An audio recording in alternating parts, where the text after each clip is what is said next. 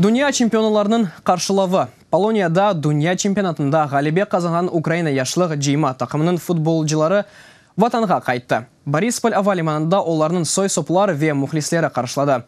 Көрішу в насыл кечкеніні келіңіз Левхада серетейік.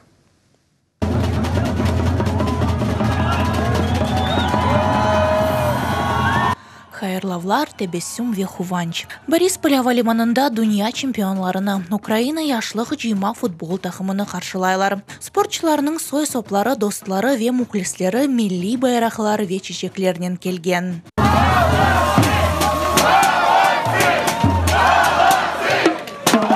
Мұхлислер жима тақымыны Киевдеки футбол евы янында да қаршылай.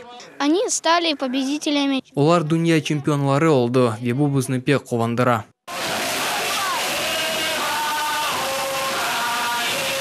Мында тақымның ресми хайырлавлары олып кече. Футболчылар фахри ярлықлар ве мукафатлар ала. Ден тақымның эпысы ойынчылары Украинаның спорт усталары деп сайла.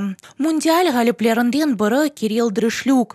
О авиация майоры учуджы Павло Дрышлюкның оғлы ола. Учуджы 5 ел евелсі Украина шарқында әляк олды. Оның учағыны Славянск живарында Русия işgalcilері тұшырды. Мудафан әзерлігі футболжыға исмі язылған саат бағышлады.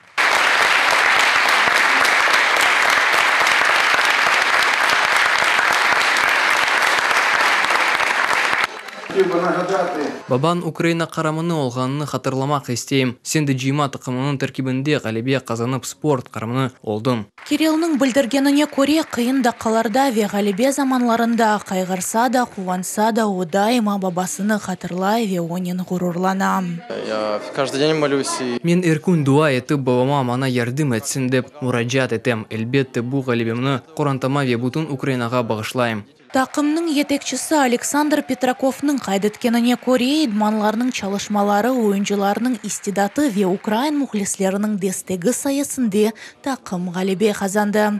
Dünya чемпионлары унванını Украин футболчылары ilk кере алды. Олег Шумейко, Сергей Линский, Эльвина Халилова. Хаберлер UATV.